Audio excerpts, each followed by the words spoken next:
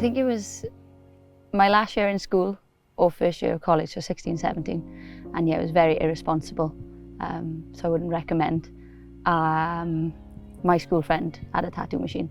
So I had a little tribal symbol on my right shoulder blade, which I've now got covered up. So yeah, I eventually got it covered up after I became legal age to get a tattoo in a shop. The one I got when I moved, from home to play football in Reading, I had one on my side which is side by side or miles apart, we are family connected by heart. So yeah, symbolic to obviously all of my family being in Swansea, but always being connected, although, it's not the other side of the world, is it? But for me, it did feel like that, moving away. So that was just something to hold on to, Yeah, a lot of my tattoos are very symbolic to home, and they're very deep and meaningful. And, I was sitting this morning thinking, I haven't got really a lot to talk about. And then I was thinking about it and I was like, awful deep. My tattoos are very much kind of moments in my life.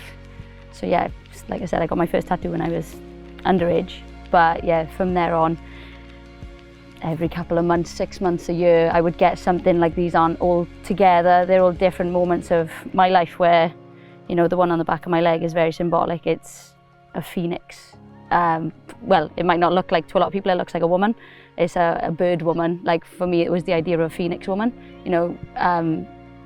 That kind of, rising from the ashes, and yeah, very meaningful things that, like, you get to points in your life where, like, you reincarnate, and you get to the bottom of something, or something doesn't go your way, and then your rebirth is a new version of yourself. I haven't really had anything to commemorate any achievements. Like, my most recent ones were me and Gemma Evans, obviously, as you know, she's one of my best friends. We had matching tattoos. This is symbolic of, obviously, friendship. We did that celebration when I scored against Kosovo.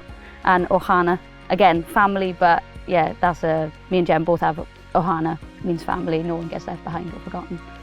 I think just, you constantly want to learn.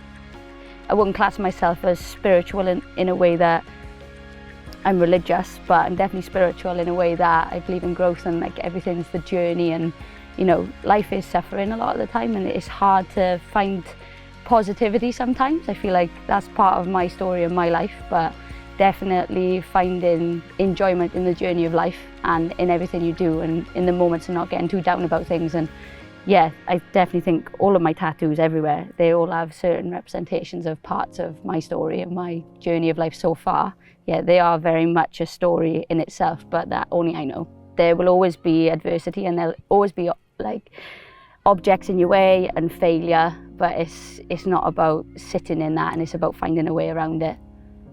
My stomach one was horrendous. I did a 6-hour sit-in and a 4-hour sit-in, and I remember coming onto camp after having 6 hours on my belly.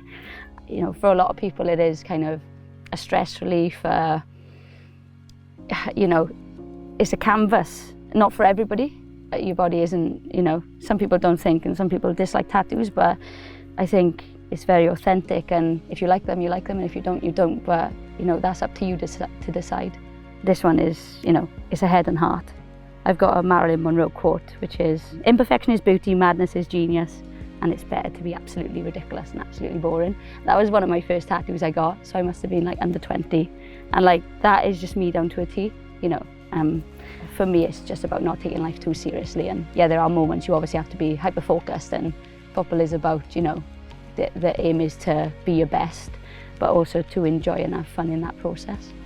But yeah, head and heart, tiger, strength, power, independence, but also on the other side of that, just being a part of something, you can't do anything on your own. This one I saw, it was someone who did daggers, half daggers, and I was just like, I love it.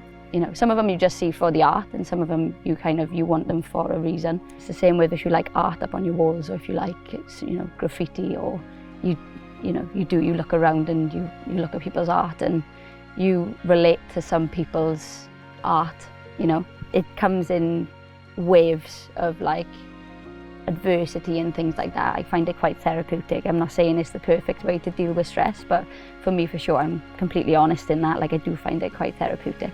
So yeah, I think I will, as I, you know, get my next ones, it'll be more for pleasure, and maybe they won't have so much meaning, maybe they'll just because I love what I want to get. But yeah, they've definitely got meaning, like Beyond Fear Lies Freedom. You know, that was a personal thing that I got, that I was having a bit of a rough time, and like I can just look at it and be like, Beyond Fear Lies Freedom. You know, people don't really see that one, but that for me is just a prompt. You know, in bad times or stressful moments, you know, it's not about fearing things, it's just about relaxing and going with the flow. You know, they are what they are, but they're definitely part of my story. And you know, people say, oh, what are you going to look like when you get older? For me, it's not a case of that. It's part of my journey, and I look at them with pride for as long as they're there.